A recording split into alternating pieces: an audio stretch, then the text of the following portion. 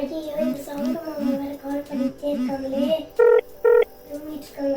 மாமா மாமா சவுண்ட் மாமா கால் பண்ணிட்டே இருக்காங்க. இந்தாங்க. ஐயோ 2 நாளாக சூடு கூட்டா நான் வேறு போய் சொல்லி ஏமாத்திட்டேனே.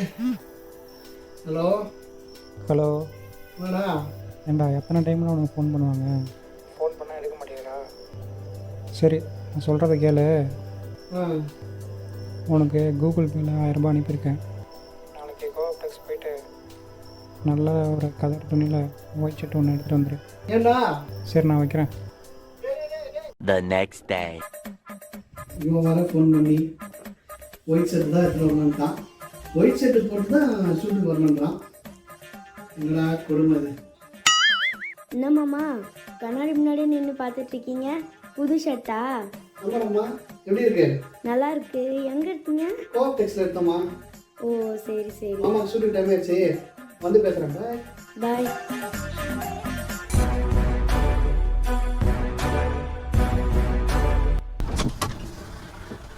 டேய் என்ன பண்ற? நான் வந்து பார்த்தா பால் பைக்கில் உட்காந்துருக்க. என்ன போய் கோஆப்டெக்ஸில் போயிட்டு ஒயிட் ஷர்ட் தான் வேணும்னு எடுக்க சொன்னேன். ஒன்றுமே புரியலடா. என்ன கோஆப்டெக்ஸ் போயிட்டு ஒயிட் ஷர்ட் எடுக்க சொன்னேன். நீ வந்து ஆவின் பால் பைக்கோட உட்காந்துருக்க. நீயோ கோஆபரேட்டிவ் இன்ஸ்பெக்டரு. எதையோ ரிஜிஸ்டர் பண்ணுற மாதிரி இருக்கு. இது என்னன்ட்டு வீடியோவில் போய் பார்த்துக்கலாம். இது ஃபைனல் எபிசோட் ஆஃப் துறைகள் ஒரு பார்வை.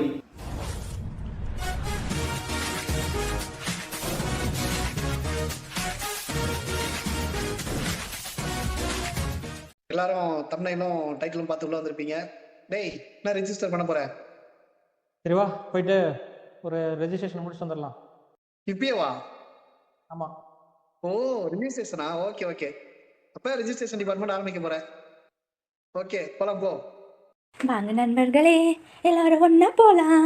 இன்றைக்கி நம்ம ரெஜிஸ்ட்ரேஷன் டிபார்ட்மெண்ட் தான் ஃபஸ்ட்டு பார்க்க போகிறோம். உங்களுக்கு அந்த முக்கியமான டாபிக்லாம் பார்க்குறதுக்கு முன்னாடி இந்த டிபார்ட்மெண்ட் பார்த்துருவோம். என்னடா நீ வழக்கமாக கேள்வி கேட்பிய கேட்கலையா? அதான் உனக்கே தெரியல. தெரியும், இருந்தாலும் ரவி கேட்டால் தான் நல்லா இருக்கும்ல. என்னென்ன சொல்றான் பாருங்க. சரி ஓகே. ரிஜிஸ்ட்ரேஷன் டிபார்ட்மெண்ட்னா என்ன? அங்கே ஒரு ஜூனியர் அசிஸ்டண்ட்டு அவங்களுக்கு என்ன மாதிரி வேலை, எஸ்பெஷலி விஐக்கு என்ன மாதிரி வேலைலாம் இருக்கும்? ரெஜிஸ்ட்ரேஷன் டிபார்ட்மெண்ட் அப்படின்றது பேர்லேயே இருக்கும். ஓகே, நம்மளுடைய லேண்ட் ரெஜிஸ்ட்ரேஷனாக இருக்கட்டும், அல்லது நம்மளோட பர்த் ரெஜிஸ்ட்ரேஷன், அப்புறம் மேரேஜ் ரெஜிஸ்ட்ரேஷன், இது எல்லாமே ஒட்டுமொத்தமாக ரெஜிஸ்டர் பண்ணக்கூடிய ஒர்க் எல்லாமே பண்ணுறது தான் இந்த டிபார்ட்மெண்ட்டு. இது வந்து பார்த்திங்கன்னா கிட்டத்தட்ட தமிழ்நாடு ஃபுல்லாக ரொம்ப பிஸியாக இருக்கக்கூடிய டிபார்ட்மெண்ட்டு. செய்திகளில் அடிக்கடி இடம்பெறக்கூடிய டிபார்ட்மெண்ட்டும் கூட. இதில் ஜேஏக்கு என்ன ஒர்க்குன்னு பார்த்தீங்க அப்படின்னா, ரெஜிஸ்ட்ரேஷன் சார்ந்த ஒர்க்கை மட்டும்தான் பார்க்குறாங்க. டாக்குமெண்ட் ரைட்டர்ஸ்லாம் இருப்பாங்க இல்லையா, அவங்களுடைய டாக்குமெண்ட்ஸ்லாம் கொண்டு வருவாங்க. அதில் செக் பண்ணுறதுலேருந்து சப் ரெஜிஸ்ட்ராருக்கு போகிற வரைக்கும் எல்லாமே இவங்க தான் பார்த்து அனுப்பணும் ஃபைல்ஸ் எல்லாமே. இது வந்து ரொம்ப முக்கியமான ஒரு ரெஜிஸ்ட்ரேஷன் அப்படின்றதுனால எல்லாமே இவங்களுடைய பொறுப்பு தான். ஒரு லேண்ட் சம்மந்தப்பட்ட ரெஜிஸ்ட்ரேஷன் அல்லது ரெஜிஸ்டர் வந்து ரெஜிஸ்ட்ரேஷன் ஆஃபீஸில் இருக்கும். மேப்பு, அந்த சர்வே நம்பர் முதற்கொண்டு எல்லாமே இருக்கும். அது எல்லாமே இவங்க பார்க்கணும். ஸோ அந்த டீட்டெயில்ஸ் எல்லாமே இவங்க தான் மெயின்டைன் பண்ணுவாங்க. இப்போ வந்து ஸ்டார் 2.0 அப்படின்ற ரெஜிஸ்ட்ரேஷன் டிபார்ட்மெண்ட்டில் அந்த சாஃப்ட்வேர் தான் பயன்படுத்துகிறாங்க. சிஸ்டம் பேஸ்டு ஒர்க்கு தான். அப்படி இருந்தாலுமே கூட அதேமாதிரி சப் ரெஜிஸ்டார் ஆஃபீஸில் ஒர்க் அப்படின்றது ரொம்ப கெடுபடியாக இருக்கும். பட் போக போக டிஸ்ட்ரிக்ட் ரெஜிஸ்டார் ஆஃபீஸில் கொஞ்சம் ஒர்க் கம்மியாக இருக்கும். ஸோ இந்த ஆஃபீஸுடைய செட்டப் எப்படி இருக்கும் அப்படின்னா, டிஸ்ட்ரிக்டில் ஒரு டிஸ்ட்ரிக்ட் ரெஜிஸ்டார் ஆஃபீஸ் இருக்கும். அதுக்கப்புறம் அதுக்கு கீழே சப் ரெஜிஸ்டார் ஆஃபீஸ் தாலுக் லெவலில் இருக்கும். ஸோ சப் ரெஜிஸ்டார் ஆஃபீஸில் தான் நிறையா ஒர்க் இருக்கும். அதே மாதிரி டிஸ்ட்ரிக்ட் ரெஜிஸ்டார் ஆஃபீஸில் கொஞ்சம் ரிப்போர்ட் மட்டுமே தான் அங்கே கேதர் பண்ணுவாங்க. அப்படின்றனால அங்கே ஜேஏக்கு கொஞ்சம் ஒர்க் கம்மியாக இருக்கும் அப்படின்ற மாதிரி சொல்கிறாங்க. சரி அப்படியே சொல்லு. இப்போ ட்ரைனிங் ப்ரொமோஷன்லாம் இங்கே எப்படி? ஸோ ரெஜிஸ்ட்ரேஷன் டிபார்ட்மெண்ட்டை பொறுத்த வரைக்கும் இது வந்து ஒரு ஸ்டேட் சீனியாரிட்டி கொண்ட டிபார்ட்மெண்ட் அப்படின்றதுனால இந்த ரெஜிஸ்ட்ரேஷன் டிபார்ட்மெண்ட்டில் அசிஸ்டண்ட் ஆகிறதே கிட்டத்தட்ட ஒரு மோர் தென் 7 to 8 years ஆகும் அப்படின்ற மாதிரி சொல்கிறாங்க. ப்ரமோஷன் அப்படின்றது இங்கே லேட் ஆகக்கூடிய வாய்ப்புகள் அதிகமாக இருக்குது. இப்போ லாஸ்ட்டாக 2019-18 ஜாயின் பண்ணவங்க கூட இன்னுமே நிறைய பேர் அசிஸ்டண்ட் ஆகாமல் இருக்காங்க. ஸோ இது எல்லாமே இந்த ப்ரொமோஷன் கிடைக்கணும் அப்படின்னா இதில் வந்து 5 பேப்பர் இருக்குது. அதில் அக்கௌண்ட்ஸும் டிஓஎம்மும் ஆல்ரெடி எல்லா டிபார்ட்மெண்ட்டையுமே சொன்ன மாதிரி காமன் தான். மற்ற 3மே ரெஜிஸ்ட்ரேஷன் சார்ந்த பேப்பர்ஸ் இருக்குது. அந்த டிபார்ட்மெண்ட் சார்ந்த பேப்பர் இருக்குது. இதுலேயுமே பவானி சாகர் ட்ரைனிங் இருக்குது. விஐ இந்த டிபார்ட்மெண்ட் சூஸ் பண்ணலாமா பண்ணக்கூடாதா?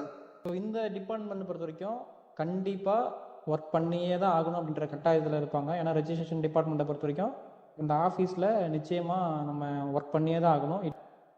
டோட்டல் பிளைண்ட் இந்த போஸ்ட் எடுத்தாலுமே டிஸ்ட்ரிக்ட் ரெஜிஸ்ட்ரார் ஆஃபீஸில் கேட்டு வாங்கிக்கிறது நல்லது அப்படின்ற மாதிரி சொல்கிறாங்க. ஏன்னா அங்கே வந்து ரிப்போர்ட்ஸ் கலெக்ட் பண்ணுற ஒர்க் மட்டும் தான் இருக்கும் அப்படின்றதுனால சப் ரெஜிஸ்ட்ரார் ஆஃபீஸில் லோ விஷன் இருந்தால் ஒர்க் பண்ணலாம். ரிஜிஸ்டர் பண்ணிட்டேன். அடுத்து போகிற வழியில் அப்படியே என்னோட ஆஃபீஸ்க்கு போயிடுவோமா? போலாமா? சரி வா போவோம். அப்ப அடுத்து நம்ம பார்க்க போறது கோஆபரேட்டிவ் டிபார்ட்மெண்ட். கரெக்ட் தானே? கரெக்ட். கோஆபரேட்டிவ்னா என்ன? உங்க ஒரு ஜூனியர் அசிஸ்டன்ட்டுக்கு என்ன மாதிரி வேலை இருக்கும் இந்த டிபார்ட்மெண்ட்ல? ஆல் ஓவர் த தமிழ்நாடு மொத்தமாக 11 டிபார்ட்மெண்ட் கூட ஒரு கொலாபரேட் பண்ணி பண்ணக்கூடிய டிபார்ட்மெண்ட் தான் இந்த கோஆபரேட்டிவ் டிபார்ட்மெண்ட் அப்படின்றது. ஸோ இதில் வந்து ஜூனியர் அசிஸ்டன்ட் போஸ்ட் அப்படின்றது ரொம்ப குறைவாக தான் இருக்கும். அப்படின்றப்ப கிட்டத்தட்ட மேக்ஸிமமே ஒரு 100-150 பேர் தான் இந்த டிபார்ட்மெண்ட்டில் இருக்கிறதுக்கான வாய்ப்புகள் இருக்குது. ஜூனியர் அசிஸ்டன்ட் அப்படின்றது. இதில் ஒரு ஜூனியர் அசிஸ்டண்ட்டுக்கு என்ன வேலை இந்த டிபார்ட்மெண்ட்டில் அப்படின்னா, டிஸ்பேட்ச் செக்ஷனுக்கும் அடுத்தது வந்து பெட்டிஷன் செக்ஷன் ஒரு செக்ஷன் இருக்கும். இது 2 செக்ஷனில் மட்டும்தான் இவங்களுக்கு ஒர்க் அப்படின்றது இருக்கும். இதில் டிபார்ட்மெண்ட்டுடைய ஸ்ட்ரக்சர்னு பார்க்கும்பொழுது ஃபஸ்ட்டு ஜூனியர் அசிஸ்டண்ட்டு, டைப்பிஸ்ட்டு, அடுத்தது ஜூனியர் இன்ஸ்பெக்டர், சீனியர் இன்ஸ்பெக்டர், அப்புறம் கோஆபரேட்டிவ் சப் ரெஜிஸ்ட்ரார், அப்புறம் டெபுட்டி ரெஜிஸ்ட்ரார், டிஸ்ட்ரிக்ட் லெவலுடைய ஹெட் வந்து பார்த்தீங்கன்னா ஜாயிண்ட் ரெஜிஸ்ட்ரார். ஸோ இந்த மாதிரி இருக்குது இந்த டிபார்ட்மெண்ட்டு. இப்போ அதையும் சொல்லிடு, ப்ரொமோஷன் அப்புறம் ட்ரைனிங். இந்த டிபார்ட்மெண்ட்டில் ப்ரொமோஷன் பொறுத்த வரைக்கும் சீனியர் இன்ஸ்பெக்டர் வரைக்குமே சீக்கிரமாகவே வந்துட முடியும். அது ஒரு ரொம்ப பெனிஃபிட்டான டிபார்ட்மெண்ட். ஜூனியர் அசிஸ்டன்ட்லேருந்து ஜூனியர் அசிஸ்டண்ட்டாக இன்றைக்கி நீங்கள் ஜாயின் பண்ணுறீங்க அப்படின்னா நீங்கள் 3 வருஷம் முடிக்கும்போதே உங்களுக்கு ஜூனியர் இன்ஸ்பெக்டராக ப்ரொமோஷன் கிடைச்சிரும். ஜூனியர் இன்ஸ்பெக்டர்லேருந்து மேக்ஸிமம் அடுத்த ஒரு 3 இயர்ஸ்க்குள்ளேயே உங்களுக்கு சீனியர் இன்ஸ்பெக்டர் போஸ்ட்டுமே கிடைச்சிரும். ஸோ நீங்கள் ஈஸியாக அந்த குரூப் 2 லெவலுக்கு வந்துட முடியும். இதில் ட்ரைனிங்னு பார்க்கும்பொழுது ஜூனியர் அசிஸ்டண்ட்டுக்கு எப்போவுமே இருக்கிற மாதிரி பவானி சாகர் ட்ரைனிங் இருக்கும். அடுத்த லெவலில் பார்த்தீங்க அப்படின்னா ஜூனியர் இன்ஸ்பெக்டராக அவங்க ப்ரமோட் ஆனதுக்கப்புறம் higher diploma in cooperative management இல்லைனா டிப்ளமோ இன் கோஆபரேட்டிவ் மேனேஜ்மெண்ட் அந்த ஜூனியர் இன்ஸ்பெக்டருக்கு அந்த ட்ரைனிங் முடித்தா தான் அடுத்து சீனியர் இன்ஸ்பெக்டராக ப்ரமோட் ஆக முடியும். இதில் டிபார்ட்மெண்ட் எக்ஸாம்னு பார்க்கும்பொழுது ஜூனியர் அசிஸ்டன்ட் டு ஜேஐக்கு வரும்போது வெறும் அக்கௌண்ட்ஸும் டிஓஎம்மும் மட்டுமே முடிச்சிருந்தா போதுமானது. ஜேஐலேருந்து எஸ்ஐக்கு வரும்போது மட்டும்தான் இந்த டிபார்ட்மெண்ட்டு ட்ரைனிங் முடிச்சிருக்கணும். அதுக்கப்புறம் டிபார்ட்மெண்ட்டில் 5 பேப்பர் இருக்குது கோஆபரேட்டிவ் பொறுத்த வரைக்கும். அந்த பேப்பர் எல்லாமே கிளியர் பண்ணியிருக்கணும். ஓகே, அப்போ நான் அடுத்த கேள்வி கேட்கல. ஏன்னா நீ சொல்கிறத வச்சு பார்க்கும்போது இந்த டிபார்ட்மெண்ட்டை எடுக்கலாம். கரெக்டு தானே? கரெக்ட், கண்டிப்பாக எடுக்கலாம். சீனியர் இன்ஸ்பெக்டர் லெவல் வரைக்குமே ப்ரமோஷன் சீக்கிரமாக வந்துடும் அப்படின்றதுனால இந்த டிபார்ட்மெண்ட் கண்டிப்பாக எடுக்கலாம். டைட்டிலுக்கும் தம்ப்நெயிலுக்கும் இன்னும் நீ வரவே இல்லையே. எப்பயாச்சும் வருவியா? போயிடுவோம் உள்ள. எங்க? சரி, அங்கே கோஆப்டெக்ஸ் போனல போனே. அவங்களுடைய துணியெல்லாம் எடுத்து போடுவாங்கல்ல, ஒன்றுனா எடுத்து காட்டுவாங்கல்ல. ஆமா, காமிச்சாங்க. பார்த்தா எப்படி உங்களுக்கு தோணும்? அதே தான். ஸோ அந்த மாதிரி சேல்ஸ்மேன் ஒர்க்கு தான் இப்போ நம்ம பார்க்க போகிற டிபார்ட்மெண்ட்டில் இருக்கு. என்ன சொல்ற? என்னத்த சொல்றது? ஸ்டார்ட் பண்ணிடு. ரைட், இப்போ நம்ம அடுத்து பார்க்க போகிறது Tamil Nadu handloom weavers cooperative societies அப்படின்ற டிபார்ட்மெண்ட் தான் பார்க்க போகிறோம். சுருக்கமாக இதை கோஆப்டெக்ஸ்னு சொல்லுவாங்க. அசிஸ்டன்ட் சேல்ஸ்மேன், சேல்ஸ் உமன் அப்படின்ற போஸ்ட் கொடுத்துருக்காங்க. இந்த போஸ்ட் பார்க்கும்பொழுது நான் விசாரித்த வரைக்கும் இது வரைக்கும் விஷுவலையும் படிக்க இந்த போஸ்ட் கொடுக்கவே இல்லை. ஃபர்ஸ்ட் டைம் இந்த போஸ்ட்டை வந்து இன்க்ளூட் பண்ணியிருக்காங்க குரூப் 4 சர்வீசஸில். இந்த அசிஸ்டன்ட் சேல்ஸ்மேன், சேல்ஸ் உமன் அப்படின்ற போஸ்டோடைய நேச்சர் என்ன அப்படின்னா, ஒரு கோஆப்டெக்ஸ் இருக்கு இல்லையா, கோஆப்டெக்ஸ் மாதிரியான கடைகளில் உங்களுக்கு ஒர்க் இருக்கும். அந்த ஒர்க் என்ன அப்படின்னா ஜஸ்ட்டு சேல்ஸ்மேன் ஒர்க் தான். கோஆப்டெக்ஸை பொறுத்த வரைக்கும் எக்ஸிபிஷன்ஸ்லாம் போடுவாங்க. ஸ்கூல்ஸில், நிறையா பஸ் ஸ்டாண்ட்ஸில் இந்த மாதிரியான எக்ஸிபிஷன்ஸ்லாம் போடுவாங்க. அந்த எக்ஸிபிஷனுக்கும் நீங்கள் போயிட்டு மார்க்கெட்டிங் பண்ணணும். ஓகே, மார்க்கெட்டிங் பண்ணி அந்த பொருளை விற்கணும். முக்கியமாக இந்த டிபார்ட்மெண்ட்டில் நீங்கள் ஜாயின் பண்ணும்போது ஒரு பெரிய விஷயம் என்னன்னா, பாண்டில் நீங்கள் சைன் பண்ணி கொடுக்கணும். ஓகே, ஸோ பாண்டில் ஏன் சைன் பண்ணணும் அப்படின்னா 2 வருஷத்துக்கு நான் எந்த ட்ரான்ஸ்ஃபருமே கேட்க மாட்டேன் அப்படின்ற மாதிரி நீங்கள் பாண்டில் சைன் பண்ணாதான் உங்களை எடுத்துப்பாங்க. அடிக்கடி உங்களை ட்ரான்ஸ்ஃபர் பண்ணிக்கிட்டே இருப்பாங்க. டோட்டல் பெயிண்டாக யோசிச்சு பாருங்கள். நீங்கள் குரூப் 4 எக்ஸாம் எழுதி உள்ளே வரீங்க, எவ்வளோ படிச்சிருப்பீங்க, எவ்வளோ மார்க் வாங்கியிருப்பீங்க. ஆனால் ஒரு சேல்ஸ்மேன் ஒர்க்கு அப்படின்றது அது எப்படி சொல்கிறதுன்றது தெரியல. பட் நீ புரியுது, நிறைய பேர்த்துக்கு இந்த வேலை கூட கிடைக்காம இருக்கே அப்படின்ட்டு. ஆனால் ஒரு டோட்டல் பெயிண்டால் இந்த வேலையை பண்ண முடியுமா அப்படின்றத நம்ம யோசிக்கணும். எதுக்கு டிஎன்பிஎஸ்சி இந்த போஸ்ட்டை கொடுத்தாங்க அப்படின்றதே தெரியல. இப்பயே நீ சொல்ல சொல்ல எனக்கு வேர்க்குதுடா. அடுத்த கேள்வி என் கேள்வி நான் கேட்டுடுறேன். இதுல ட்ரைனிங்கு, டிபார்ட்மெண்ட் எக்ஸாமு அந்த மாதிரிலாம் இருக்கா? இது வந்து ஒரு சொசைட்டி அப்படின்றதுனால இதில் வந்து டிபார்ட்மெண்ட் எக்ஸாம்னு பார்த்தீங்கன்னா அந்த கோஆப்ரேட்டிவ் சம்மந்தப்பட்ட ஹேண்ட்லூம் சம்மந்தப்பட்ட ட்ரைனிங்கை அட்டன் பண்ண வேண்டியதாக இருக்கும். பட் இதில் ப்ரமோஷன் சொன்னேன் இல்லையா, டேய் என்ன தேடிக்கிட்டு இருக்க சுத்தி சுத்தி? இல்லைடா, இந்த ப்ரமோஷனை பற்றி கேட்டேன் இல்லையா, அதுதான் கிடைக்குமான்னு யோசிச்சு தேடிட்டு இருக்கேன். நக்கல்றா உனக்கு. இல்லைடா, நம்மளை வச்சு நக்கல் பண்ணுற மாதிரி தெரியுது. பட் ப்ரமோஷன் இந்த டிபார்ட்மெண்ட்டில் வராது.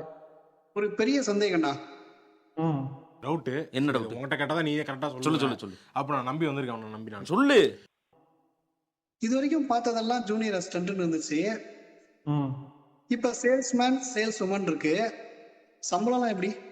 ஜூனியர் செஷனோட பே ஸ்கேல் அப்படின்றது பார்த்தீங்க அப்படின்னா பே மேட்ரிக்ஸ் படி லெவல் 8 90,500 ஸ்டார்ட் ஆகும் பேசிக் பே. பட் இதில் பார்த்தீங்க அப்படின்னா உனக்கு கைக்கு வரதே 14,000 13,000 தான் வரும். டோட்டலாக இப்போ ரவுண்ட் பண்ணி ஒரு 15,000 வச்சுக்கோங்க, அவ்வளோதான் சம்பளம், இன்க்ளூடிங் ஆல் த பக்ஸ். இதில் சிபிஎஸும் கிடையாது, எதுவுமே கிடையாது. கட்டு டெர்மினல்னு சொல்லிட்டு இபிஎஃப் தான் போடுவாங்க. அப்ப முடிச்சு விட்டீங்க போங்க. இருங்க பாய். இப்ப விஐ வந்து இந்த டிபார்ட்மெண்ட் எடுக்கலாமா எடுக்க கூடாதான்னு நான் கேட்பேன் எப்பயுமே. இப்ப நீ சொல்ற மாதிரி நான் வச்சுக்கிறேன், இந்த டிபார்ட்மெண்ட்டை லாஸ்டா வச்சுக்கலாம். கரெக்டா? லாஸ்ட்டாக தான் வச்சே ஆகணும், வேறு வழியே கிடையாது. சரி, அடுத்த டிபார்ட்மெண்ட் போயிருவோம். அடுத்த டிபார்ட்மெண்ட் என்ன? ஆவின் தானே? அவன் தான். சரி, அங்க ஜூனியர் அசிஸ்டன்ட் ஃபர்ஸ்ட் இருக்கா இல்ல வேற எதனா போஸ்டிங் அங்க? இதில் வந்து மில்க் ரெக்கார்டர் அப்படின்ற போஸ்ட்டு கிரேட் 3யும் சீனியர் ஃபேக்ட்ரி அசிஸ்டன்ட் அப்படின்ற ஒரு போஸ்ட்டும், அடுத்தது வந்து ஜூனியர் எக்ஸிக்யூட்டிவ் ஆஃபீஸர் அப்படின்ற போஸ்ட்டும் கொடுத்துருக்காங்க. இப்ப இங்க என்ன மாதிரி வேலைலாம் இருக்கும்? மில்க் அண்ட் மில்க் ப்ராடக்ட்ஸை தான் மேனுஃபேக்சர் பண்ணுறது தான் இதோடைய மெயின் வேலையே. மெயின் வேலை இல்லை, ஒரே வேலையே. சரி, இப்ப ஒரு 3 போஸ்ட் சொன்னல, ம் அவங்களுக்குலாம் என்ன வேலை? மில்க் ரெக்கார்டரை பொறுத்த வரைக்கும் ஒரு லேப் அசிஸ்டன்ட் மாதிரின்னு வச்சுக்கோங்க. ஆவினுடைய ஸ்ட்ரக்சர் எப்படி இருக்கும் அப்படின்னா, ஃபஸ்ட்டு மேனுஃபேக்சரிங் யூனிட்டு, ஓகே, அடுத்தது மார்க்கெட்டிங் யூனிட்டு, அடுத்தது அட்மினிஸ்ட்ரேஷன் யூனிட்டு. இந்த மாதிரி 3 யூனிட் இருக்கும். ப்ரொக்யூரிங்னு சொல்லுவாங்க, கொள்முதல் பண்ணுறது, பாலை கொள்முதல் பண்ணுறது, அதுக்கப்புறம் ப்ராசஸ் பண்ணுறது, அது எல்லாமே பால் ப்ராடக்டாக மாற்றுறது, அதுக்கப்புறம் அதை மார்க்கெட்டிங் பண்ணுறது, அதுக்கப்புறம் இது எல்லாமே கண்ட்ரோல் பண்ணுறதுக்கு அட்மினிஸ்ட்ரேஷன் சார்ந்த ஒரு விங் இருக்கும். ஸோ இதில் மில்க் ரெக்கார்டருடைய விங் எங்கே இருக்கும் அப்படின்னா இந்த மேனுஃபேக்சரிங் யூனிட்டில் தான் இருக்கும். மில்க் ரெக்கார்டர் அப்படின்றவங்க அந்த மில்கோடைய குவாலிட்டி செக் பண்ணணும். இப்போ வந்து ஒரு டெக்னிக்கல் யூனிட்டில் ஒரு மிஷின் ஏதாவது இப்போ ஃபால்ட் ஆயிடுச்சு அப்படின்னா ஒரு ஸ்க்ரூ டிரைவர் எடுத்துகிட்டு வாயா அப்படின்னா எடுத்துகிட்டு வரணும். இந்த மிஷினை தொடையா அப்படின்னா துடைக்கணும். ஸோ இதுதான் இந்த மில்க் ரெக்கார்டருடைய போஸ்ட்டு. இவங்களுக்கு ஒரு டெக்னீஷியன் மாதிரியான ஒர்க் அப்படின்றதுனால வேலைகள் அதிகமாக இருக்கும்.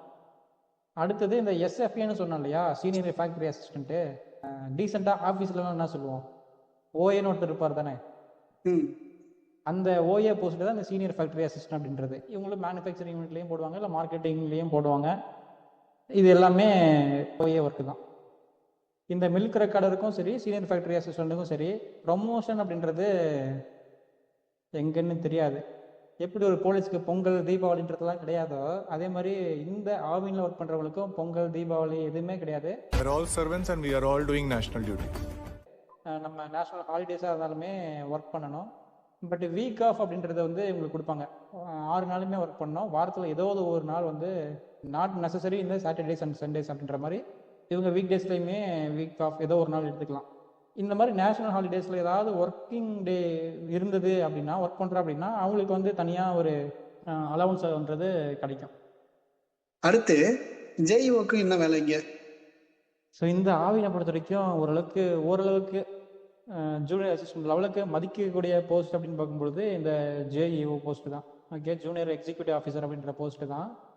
இந்த போஸ்ட்டை பொறுத்த வரைக்கும் ஆஃபீஸ் ஒர்க் தான் ஃபுல்லாகவே இருக்கும், அட்மினிஸ்ட்ரேஷன் ஒர்க் தான். அதுலேயும் குறிப்பாக அந்த அக்கௌண்ட்ஸ் சம்மந்தப்பட்ட ஒர்க் தான் அதிகமாக இருக்கும். அதனால் அக்கௌண்ட் செக்ஷனில் தான் கண்டிப்பாக போடுவாங்க. இதில் வந்து ப்ரமோஷன்ஸ் அடுத்து சீனியர் எக்ஸிக்யூட்டிவ் ஆகிறதுக்கான ப்ரமோஷன்ஸ் அதிகமாக இருக்கும். இந்த போஸ்ட் எடுக்கலாம். ஆனால் இதுலேயும் வச்சா பாரு ட்விஸ்ட் அப்படின்ற மாதிரி இதில் என்ன ஒரு ட்விஸ்ட் இருக்குது அப்படின்னா, இந்த நீங்கள் போஸ்ட் எடுக்கணும் அப்படின்னா கோஆப்ரேட்டிவில் ஒரு டிப்ளமோ அல்லது டிகிரி முடிச்சிருக்கணும். அப்ப விஐ இந்த டிபார்ட்மெண்ட் எடுக்கலாமா, எடுக்கக்கூடாதா? என்னோட பர்சனல் ஒப்பீனியன் நீங்கள் எடுக்க வேணாம் அப்படின்றது தான். காரணம் என்னன்னா, ஒரு மில்க் ரெக்கார்டர் போஸ்ட்டு ஒரு டோட்டல் பிளைண்டால் நிச்சயமாக பண்ண முடியாத ஒரு டெக்னீஷியன் ஒர்க்கை. அடுத்தது வந்து சீனியர் ஃபேக்டரி அசிஸ்டண்ட்டாக ஒரு குரூப் 4 எக்ஸாம் எழுதி போகிறீங்க அப்படின்னா அங்கே உங்களுக்கு ப்ரமோஷனும் அடுத்தது இல்லை அப்படின்றப்ப நீங்கள் அந்த டிபார்ட்மெண்ட்டை சூஸ் பண்ணுவீங்களா? நான் சூஸ் பண்ண மாட்டேன். அடுத்தது இந்த ஜூனியர் எக்ஸிக்யூட்டிவ் போஸ்ட் வேணால் மேபி ஒரு வாய்ப்பு இருக்குது, அந்த டிபார்ட்மெண்ட்டை நீங்கள் எடுக்காமல் இருக்கிறது தான் சேஃப். லீவ் பத்தி சொல்லிட்டேன், ப்ரொமோஷன் பத்தி சொல்லிட்டேன், வேலை பத்தியும் சொல்லிட்டேன், சேலரி பத்தி சொல்லவே இல்லையே. இந்த டிபார்ட்மெண்ட்டில் இந்த போஸ்ட்டை பொறுத்த வரைக்கும் சேலரி அப்படின்றது நிறைய பெனிஃபிட்ஸ், மானிட்டரி பெனிஃபிட்ஸ் இருக்கும். ஏன்னா நம்ம ஆஃபீஸில் ஒர்க் பண்ணுறதுனால ஓவர் டைம்லாம் பார்க்குறோம், ஹாலிடேஸில் எல்லாமே ஒர்க் பண்ணுறோம் அப்படின்றதுனால மானிட்டரி பெனிஃபிட் கண்டிப்பாக இருக்கும். அது வந்து இந்த கவர்மெண்ட் பர்டிகுலராக இந்த ஆவினுக்கு என்ன பே ஸ்ட்ரக்சர் ஃப்ரேம் பண்ணியிருக்காங்களோ அந்த ஸ்ட்ரக்சரில் ஜூனியர் எக்ஸிக்யூட்டிவ்க்கும் சரி, மில்க் ரெக்கார்டருக்கும் சரி, சீனியர் ஃபேக்டரி அசிஸ்டண்ட்டுக்கும் அந்த இதில் தான் கிடைக்கும். இதில் வந்து பார்த்திங்க அப்படின்னா இபிஎஃப் தான் இருக்குது, சிபிஎஸ் வந்து கிடையாது இவங்களுக்கு. அட் டெர்மினலில் உங்களுக்கு நோட்டிஃபிகேஷன்லேயே போட்டிருப்பாங்க, அதில் என்ன பே ஸ்ட்ரக்சர் இருக்கோ அதுதான் நமக்கான பே ஸ்ட்ரக்சர். இதுல 3 போஸ்ட், அப்ப அதுல 2 போஸ்ட், இங்கேயே முடிஞ்சு போச்சே. அவ்வளவுதான், நம்மள முடிச்சு விட்டீங்க போங்க. இதில் என்ன ப்ராப்ளம் அப்படின்னா, இந்த குரூப் 4ல் இந்த மாதிரியான கார்பரேஷன்ஸு, போர்ட்ஸு இது எல்லாத்தையுமே இணைச்சது தான் அப்படின்றது தான் மிகப்பெரிய பிரச்சனை. கொடுக்கப்பட்ட 19 டிபார்ட்மெண்ட்டும் பார்த்துட்டு நினைக்கிறேன், கரெக்டா? பார்த்துட்டோம். இதில் சில டிபார்ட்மெண்ட்டும் பார்க்கல. என்னென்னா லேண்ட் அட்மினிஸ்ட்ரேஷன் அப்படின்றது ஒரு புது டிபார்ட்மெண்ட்டாக இருக்குது. அது இப்போ தான் ஃபஸ்ட்டு விஷுவல் இம்பேக்ட் கொடுக்க போகிறாங்க. சின்ஸ் ஏன்னா விஷுவல் இம்பேக்ட் இது வரைக்கும் அவங்க யாருமே ஒர்க் பண்ணல. அதே மாதிரி தமிழ்நாடு போலீஸ் ஹவுசிங் கார்பரேஷன்லேயும் இன்னும் யாரும் ஒர்க் பண்ணல. பட் போலீஸ் ஹவுசிங் கார்பரேஷன் அப்படின்றப்ப ஒரு குவார்ட்டர்ஸில் தான் ஒர்க்கு இருக்கும், குவார்ட்டர்ஸ் பேஸ்டு ஃபைல்ஸ் தான் அவங்க அட்டன் பண்ணுவாங்க அப்படின்ற மாதிரி தான் இருக்குது. சின்ஸ் அது ஜேஏ போஸ்ட் அப்படின்றதுனால போலீஸ் டிபார்ட்மெண்ட்டில் என்ன மாதிரியான ஒர்க் இருக்கோ அதே தான் இவங்களுக்கும் இருக்கும் அப்படின்ற மாதிரி என்னுடைய புரிதல். ஓகேடா சவுண்டு, ஆல்மோஸ்ட் இந்த எபிசோட முடிவுக்கு வந்துட்டோம்.